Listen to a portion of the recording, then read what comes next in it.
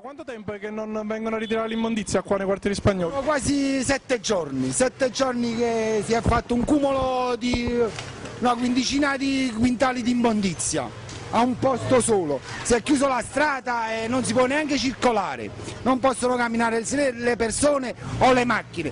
Se qualcuno ha bisogno di un'autoambulanza, possono camminare le persone o le macchine. Se qualcuno ha bisogno di un'autoambulanza,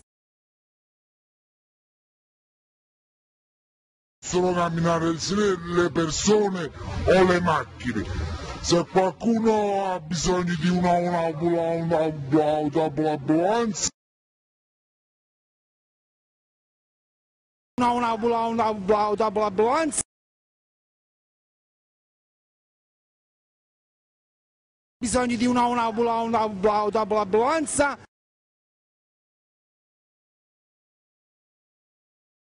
bisogno di un'autoambulanza,